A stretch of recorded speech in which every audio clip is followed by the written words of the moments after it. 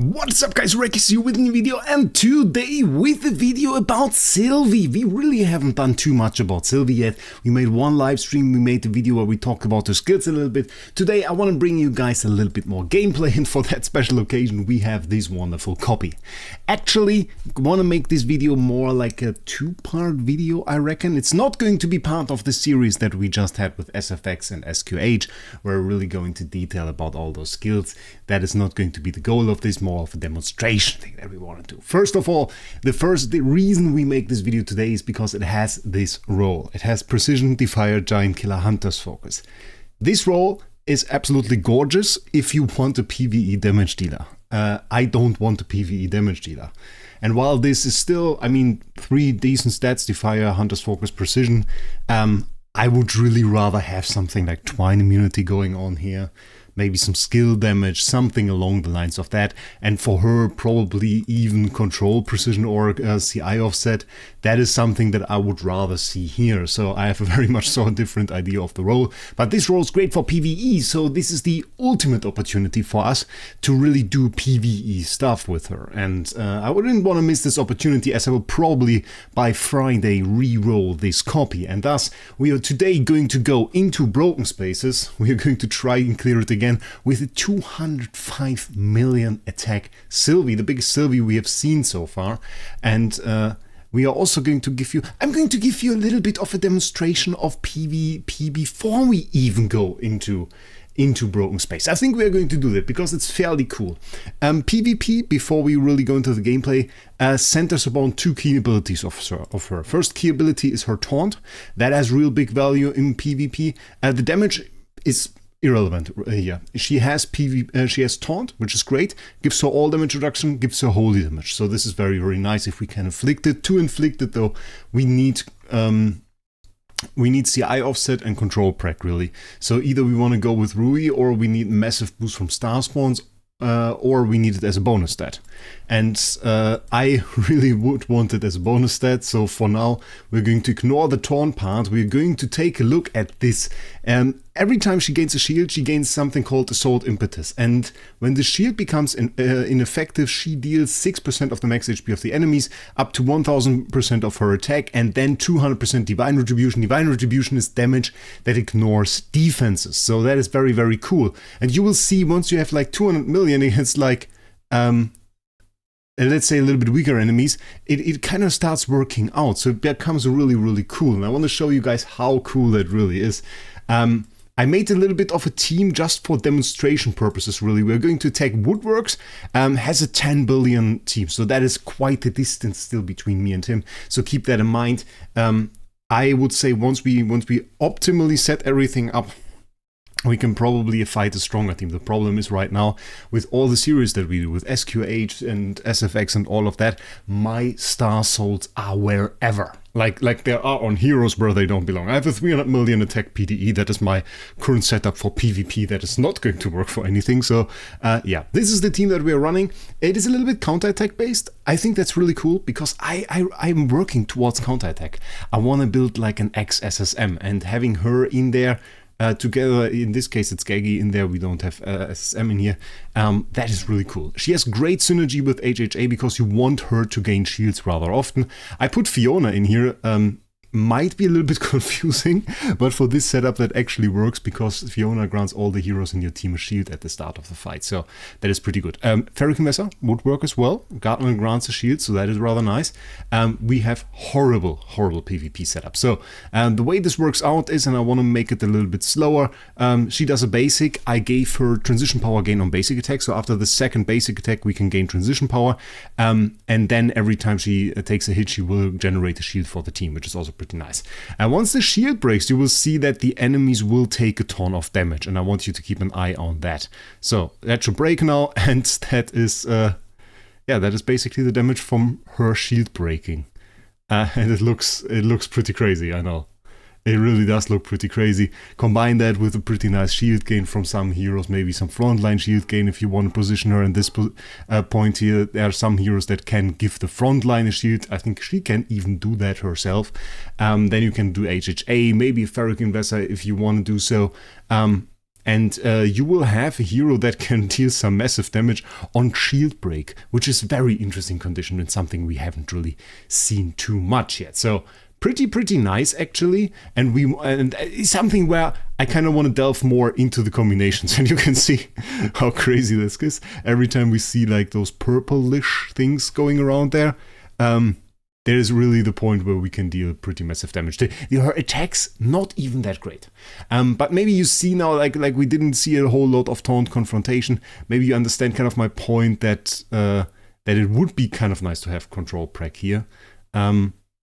The shields, by the way, we don't even want them that massive. Like if we have a super massive shield that is not even that great for us because it doesn't break so often. It would be perfect, really, if you have like an HHA and then every enemy hit breaks her shield and HHA immediately regenerates it. That would be perfect. That would really be perfect. And obviously in this scenario, she gets hit by all the energy drain, which is also not too nice and really severely limits the amount of taunt that we can inflict. But it's pretty cool, and I just want to show you guys how that looks when you implement her into a PvP team, maybe inspire some people. That is not like an on-death effect, so ideally you wouldn't combine that probably with Nova, Spectre, Star Soul, like Star Souls that would work for that. I mean, Nova works, but you want to make use of the last ability of Nova for that. You can go Pupil, Spectre works. Bloom Time Manipulation I wouldn't do, you want to have an on-death effect for that. So is Bloom Genesis or Spectre that you really ideally want to put on that. Bloom you can put on really anything.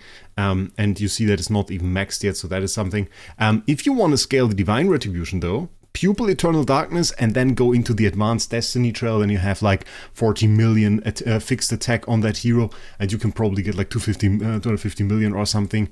But also at the same time you have to keep in mind, if you have such a massive hero on your team, that also would reduce the or would make it more likely that she gets attack reduced by some heroes. That is one thing to put it in. We can also take a look at PvE now. So what I did is just I put her in my Flame Shrine team. So essentially that is not very well set up. We have a Luna in here, some defense reduction there. We are currently still on melodic strings. We have Phoenix enhanced version as always, and that is really just the setup. Speed order, not optimal, I have to say that. Maybe we have to adjust something there. Let me quickly do that. While I'm at it, maybe a small look here. Tenant situation, not even that bad. LBM, Norton Hague, both heroes that you can probably put in a house. So have to say, I'm kind of impressed that this time around we don't have, like a Finn situation with absolutely horrible tenants or some heroes. I always also hate when you have like something like this IHP in there, where you really want, if you use IHP, you want her. No, that is not the hero you can use as a tenant. LBM you can have like in your team and can still be a tenant for one of the heroes in the team, so that is alright. So quick setup done. I hope that fixed it. I didn't actually check. SQH, MFF, okay, that is decent. Oh, yeah. So much so for the Sylvie demonstration video, I guess. Whoops. We have Nova Star Soul on here. We have Spectre Star Soul on the SQH. We kind of got like 200 million attack running there.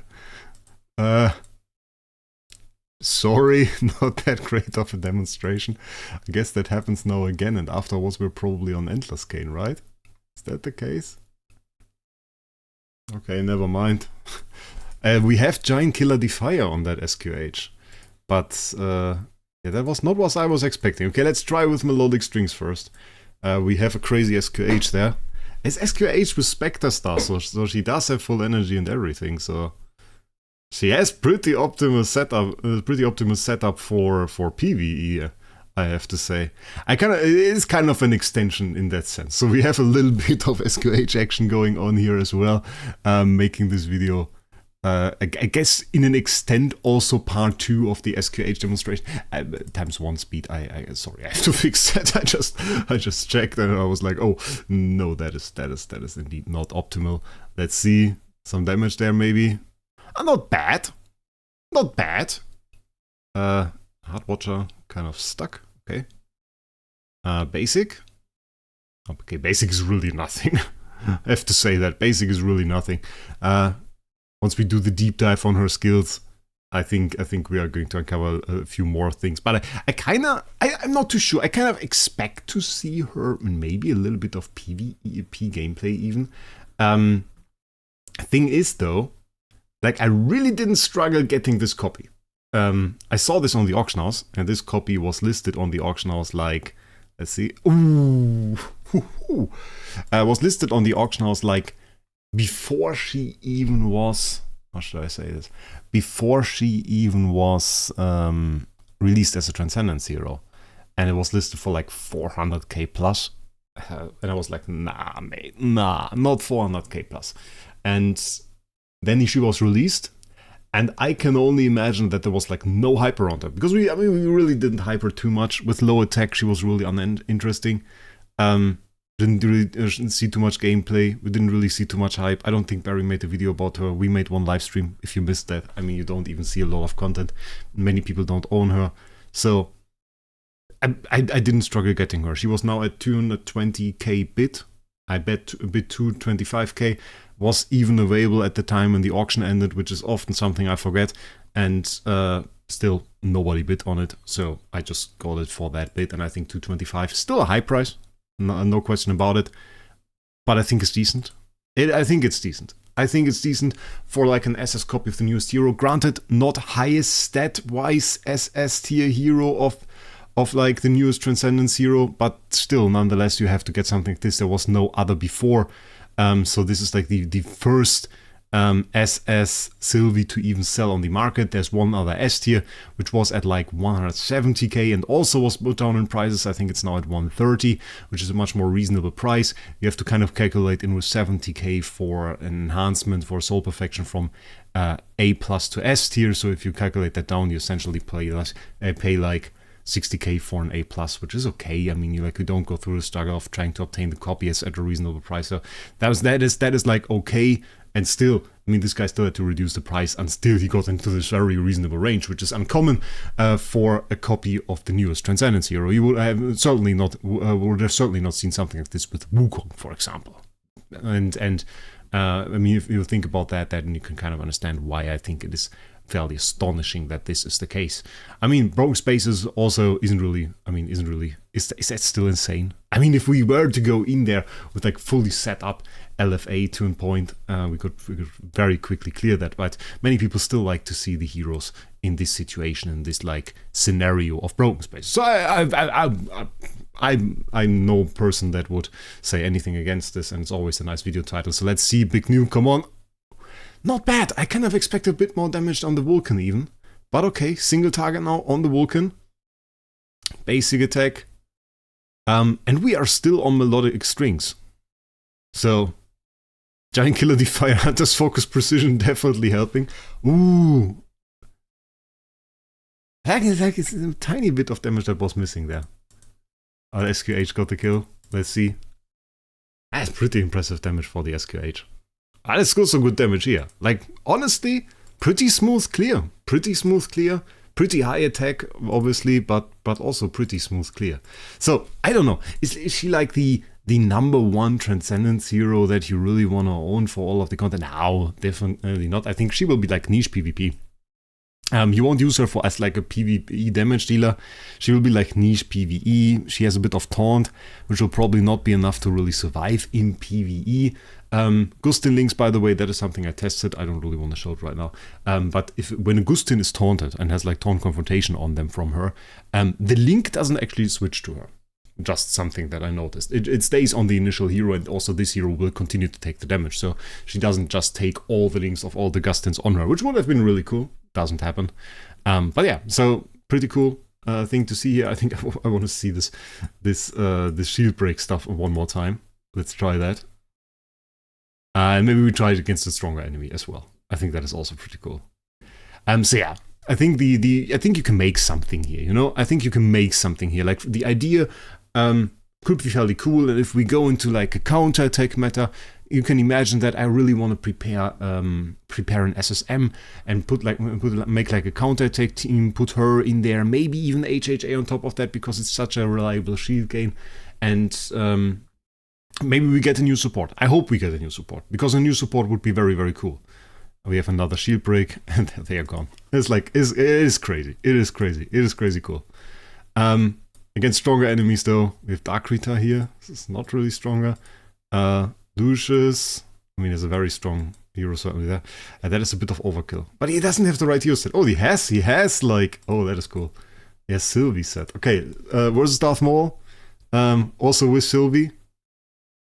And very interesting battle. Okay. Can we get another shield? I saw passive damage. Passive damage is bad. Like, that's also a thing. We obviously can't block these extra attacks here. Which is not good for us. Not good for us, I have to say. So much stuff going on. Come on. Ah! Wukong winning. Wukong really the carry here. Yeah, Wukong's still insane. You can see how much damage that really did. That is pretty massive. That is really pretty massive. I think that was a good fight nonetheless. I think if we set up a little bit of a stronger team, maybe also our Wukong, because we could have stood a chance. But yeah, 3 Star Swords. We only had 2. Oh, that is crazy. Okay. Still a pretty impressive hero. Thought I'd show you guys this copy. Tell me if there's anything more you want to see. I think we will kind of develop her into a PvP unit. Maybe show the re-rolling as well. I think there was another thought that I had. There was like that there is too little content on the new heroes. And I will point the finger at myself at this, because I certainly didn't do a whole lot on that as well. So I kind of want to throw that in there. We'll certainly do the series about the new Transcendence heroes. Next upcoming hero will be ATD. We'll do that on the weekend. Problem with the ATD video was... where is he? There. I switched out this copy at one point because I got like this a little bit better one. Than the one that I had before, which was really ugly, and this one doesn't have Giant Killer, and I really want to show him in PvE and like in Light Seal, and so yeah, we gotta get Giant Killer, which we will do on Friday, and then we can set him up, and then we can do stuff, and then we'll probably do one video on Friday, and then I have to see if I make another one on the weekend as well. So yeah, we will throw that in between those videos where we will actually do other stuff to have one more video planned. So that is it for that. And furthermore, one last word, if you are searching for cheap starry gems, then check out the link in the description to the SG Hub Discord server, where you will find the cheapest starry gems, which will make it so much more easier to buy copies like this in the auction house. Not super cheap still, but a lot cheaper than in-game, that much I can promise you. And with that, I wish you a great day. Make sure you hit that subscribe button, and we'll see us in the next one.